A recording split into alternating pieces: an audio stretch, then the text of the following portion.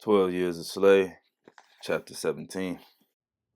The year 1850, down to which time I have now arrived, omitting any occurrences uninteresting to the reader, was an unlucky year for my companion Wiley, the husband of Phoebe, whose taciturn and returning nature has thus far kept him in the background.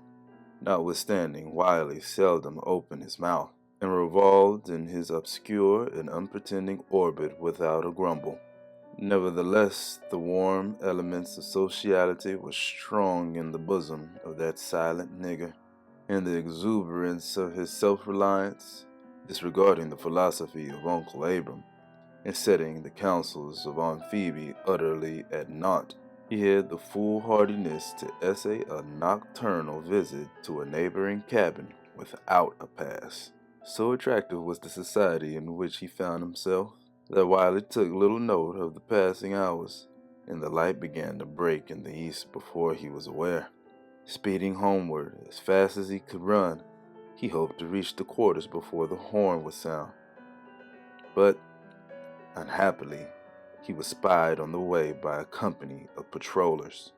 How is it in other dark places of slavery, I do not know, but on Bayou Buff there is an organization of patrollers, as they are styled, whose business it is to seize and whip any slave they may find wandering from the plantation. They ride on horseback, headed by a captain, armed and accompanied by dogs. They have the right, either by law or by general consent, to inflict discretionary chastisement upon a black man caught beyond the boundaries of his master's estate without a pass, and even to shoot him if he attempts to escape. Each company has a certain distance to ride up and down the bayou. They are compensated by the planters, who contribute in proportion to the number of slaves they own. The clatter of their horses' hoofs dashing by can be heard at all hours of the night, and frequently they may be seen driving a slave before them, or leading him by a rope fastened around his neck to his owner's plantation. Wiley fled before one of these companies, thinking he could reach his cabin before they could overtake him, but one of their dogs, a great ravenous hound, gripped him by the leg and held him fast. The patrollers whipped him severely and brought him as a prisoner to Epps. From him he received another flagellation, still more severe, so that the cuts of the lash and the bites of the dog rendered him sore, stiff, and miserable, insomuch he was scarcely able to move. It was impossible in such a state to keep up his row, and consequently there was not an hour in the day but Wiley felt the sting of his master's raw hide on his raw and bleeding back. His sufferings became intolerable, and finally he resolved to run away. Without disclosing his intentions to run away even to his wife, Phoebe, he proceeded to make arrangements for carrying his plan into execution. Having cooked his whole week's allowance, he cautiously left the cabin on a Sunday night after the inmates of the quarters were asleep. When the horn sounded in the morning, Wiley did not make his appearance. Search was made for him in the cabins, in the corn crib, in the cotton house, and in every nook and corner of the premises. Each of us was examined, touching any knowledge we might have that could throw light upon his sudden disappearance or present whereabouts. Epps raved and stormed, and mounting his horse, galloped to neighboring plantations, making inquiries in all directions. The search was fruitless. Nothing whatever was elicited, going to show what had become of the missing man. The dogs were led to the swamp, but were unable to strike his trail. They would circle away through the forest, their noses to the ground, but invariably returned in a short time to the spot from whence they started. Wiley had escaped, and so secretly and cautiously as to elude and baffle all pursuit.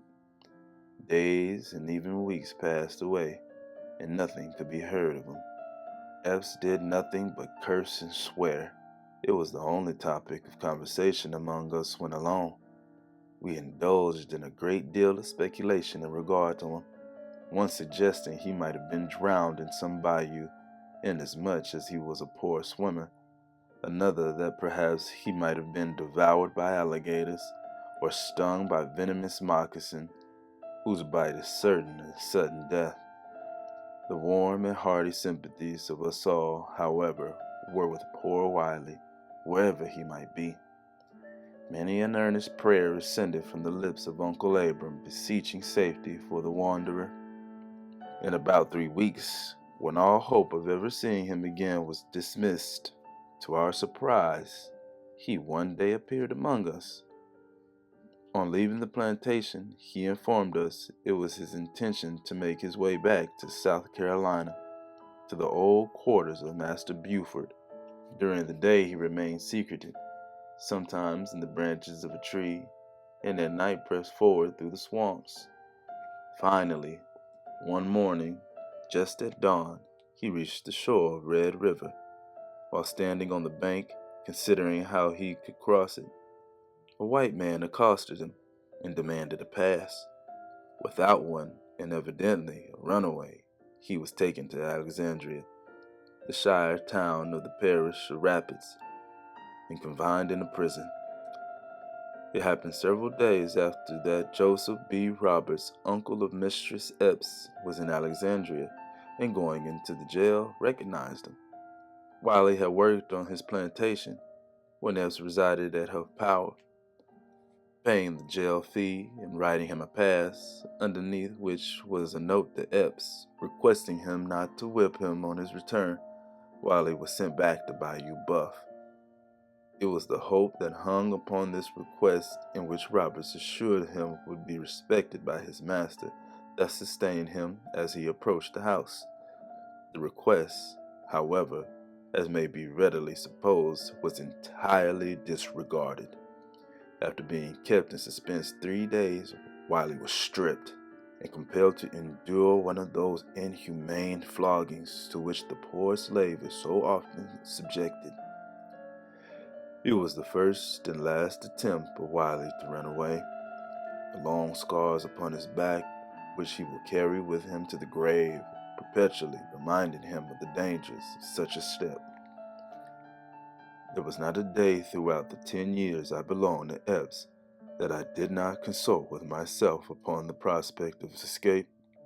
I laid many plans, which at the time I considered excellent ones, but one after the other, they were all abandoned. No man who has never been placed in such a situation can comprehend the 1,000 obstacles thrown in the way of the flying slave. Every white man's hand is raised against him. The patrollers are watching for him. The hounds are ready to follow on his track. And the nature of the country is such as renders it impossible to pass through it with any safety. I thought, however, that the time might come, perhaps, when I should be running through the swamps again. I concluded, in that chase, to be prepared for Epps' dogs, should they pursue me. He possessed several, one of which was a notorious slave hunter, and the most fierce and savage of his breed. While out hunting the coon or the possum, I never allowed an opportunity to escape, when alone, of whipping them severely. In this manner I succeeded at length in subduing them completely. They feared me, obeying my voice at once when others had no control over them whatever. Had they followed and overtaken me, I doubt not they would have shrank from attacking me. Notwithstanding the certainty of being captured, the woods and swamps are, nevertheless, continually filled with runaways. Many of them, when sick or so worn out as to be unable to perform their task, escape into the swamps, willing to suffer the punishment inflicted for such offenses in order to obtain a day or two of rest. While I belonged to Ford, I was unwittingly the means of disclosing the hiding place of 6 or 8 who had taken up their residence in the great pine woods. Adam Tatum frequently sent me from the mills over to the opening after provisions. The whole distance was in a thick pine forest. About 10 o'clock of a beautiful moonlight night, while walking along the Texas road, returning to the mills, carrying a dressed pig in a bag swung over my shoulder, I heard footsteps behind me, and turning round, beheld two black men in the dress of slaves approaching at a rapid pace. When within a short distance, one of them raised a club, as if intending to strike me. The other snatched at the bag. I managed to dodge them both, and seizing a pine knot, hurled it with such force against the head of one of them that he was prostrated, apparently senseless, to the ground. Just then, two more made their appearance from one side of the road. Before they could grapple me, however, I succeeded in passing them, and taking to my heels, fled much affrighted towards the mills. When Adams was informed of the adventure, he hastened straightway to the Indian village, and arousing Cascala and several of his tribe, started in pursuit of the highwaymen. I accompanied them to the scene of the attack, when we discovered a puddle of blood in the road, where the man whom I had smitten with the pine knot had fallen. After searching carefully through the woods a long time, one of Cascala's men discovered a smoke curling up through the branches of several prostrate pines, whose tops had fallen together. The rendezvous was cautiously surrounded, and all of them taken prisoners. They had escaped from a plantation in the vicinity of La Marie, and had been secreted there 3 weeks. They had no evil design upon me, except to frighten me out of my pig. Having observed me passing towards fords just at nightfall, and suspecting the nature of my errand, they had followed me, seeing me butcher and dress the porker, and start on my return. They had been pinched for food, and were driven to this extremity by necessity. Adam conveyed them to the parish jail, and was liberally rewarded. Not unfrequently the runaway loses his life in the attempt to escape.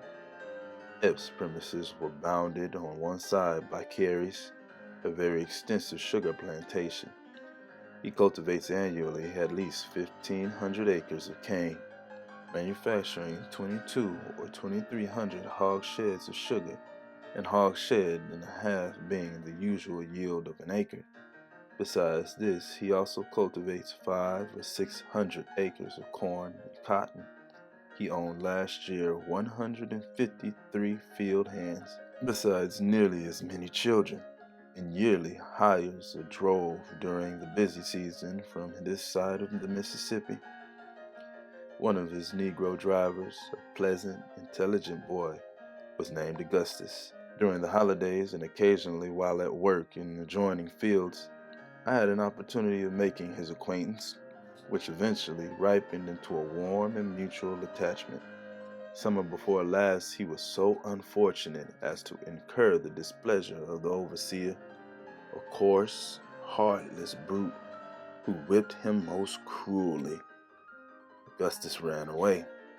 Reaching a cane rick on Hawkins' plantation, he secreted himself in the top of it.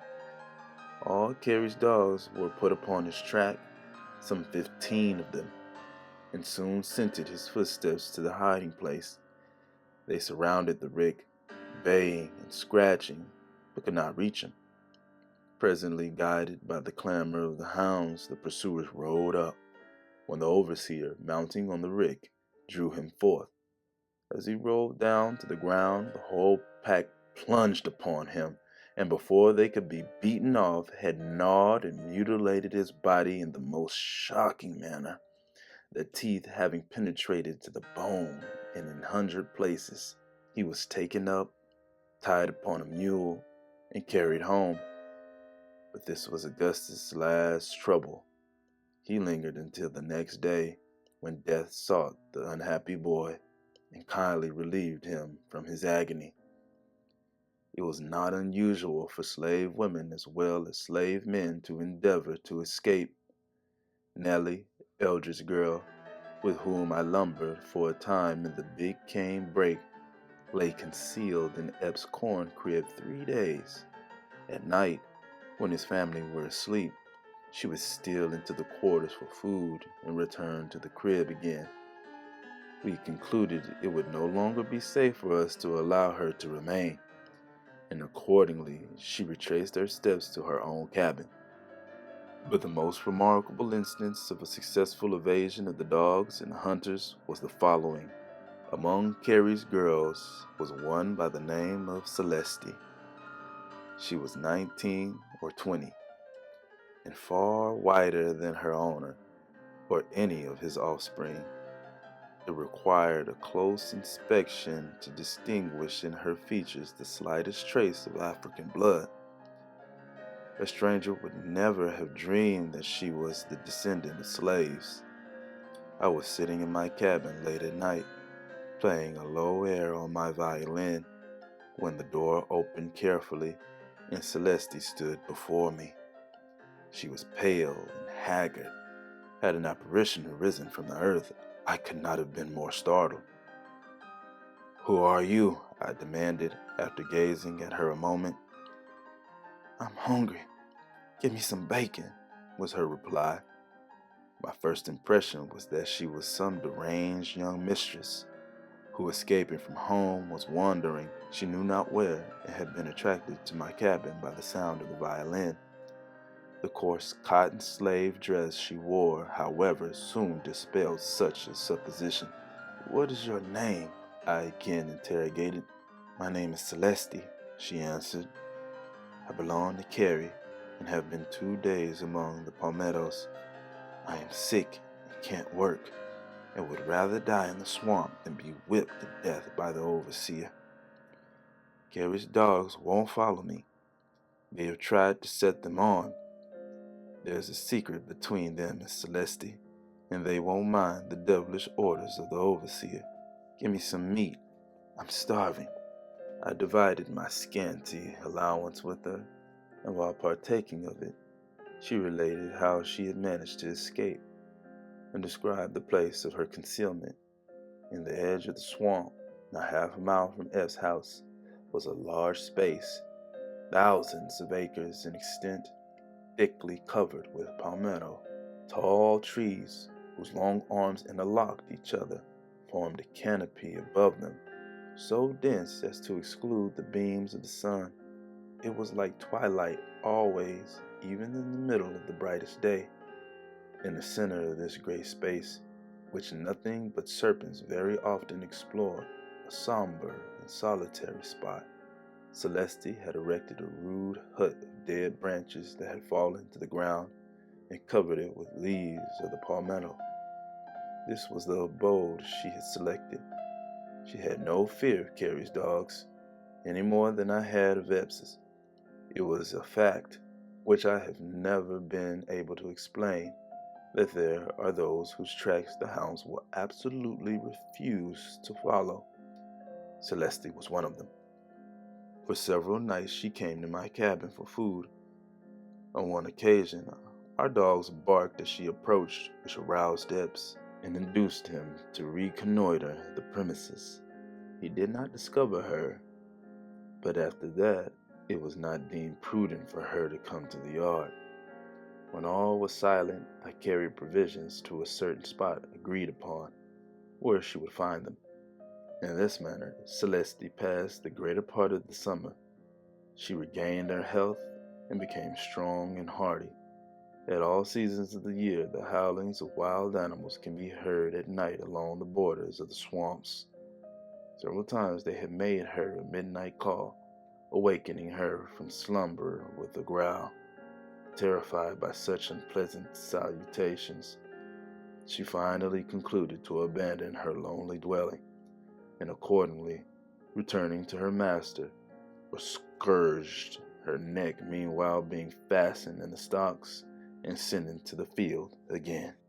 The year before my arrival in the country, there was a concerted movement among a number of slaves on Bayou Buff that terminated tragically indeed. It was, I presume, a matter of newspaper notoriety at the time, but all the knowledge I have of it has been derived from the relation of those living at that period in the immediate vicinity of the excitement. It has become a subject of general and unfailing interest in every slave hut on the bayou. It will doubtless go down to succeeding generations as their chief tradition.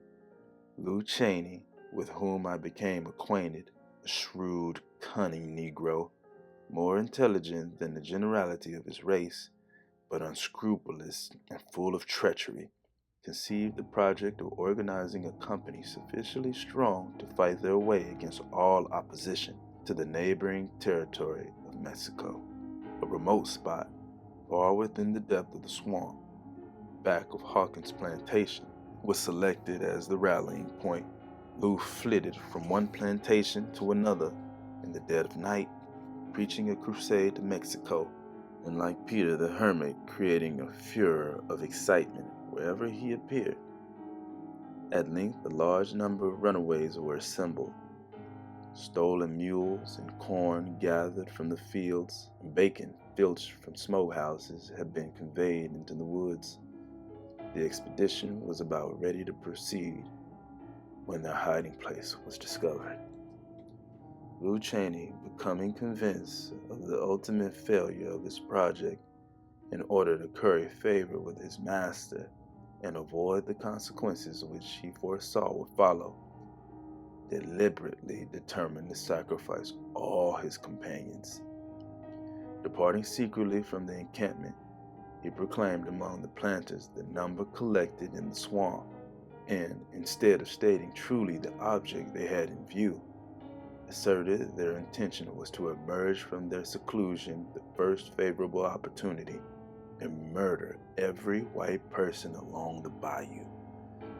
Such an announcement, exaggerated as it passed from mouth to mouth, filled the whole country with terror.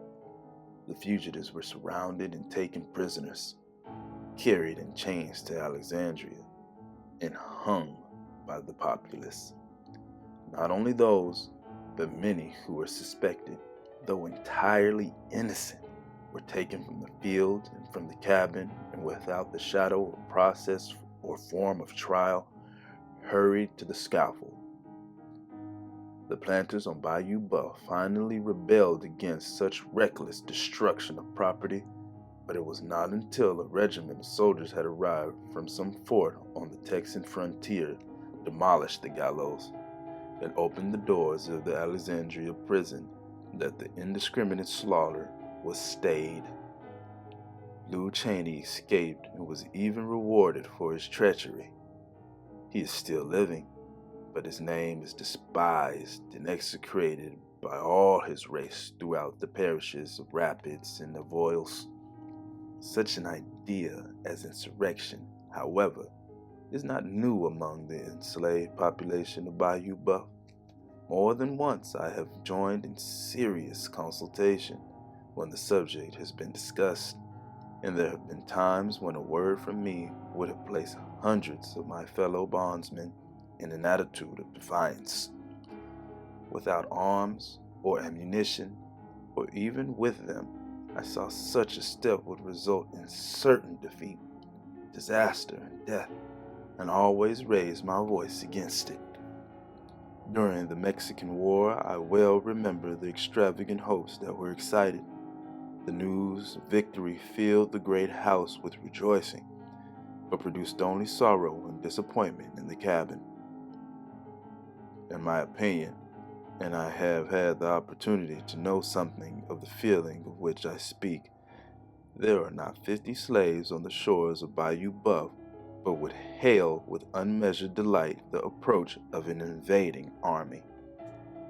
They are deceived who flatter themselves that the ignorant and debased slave has no conception of the magnitude of his wrongs.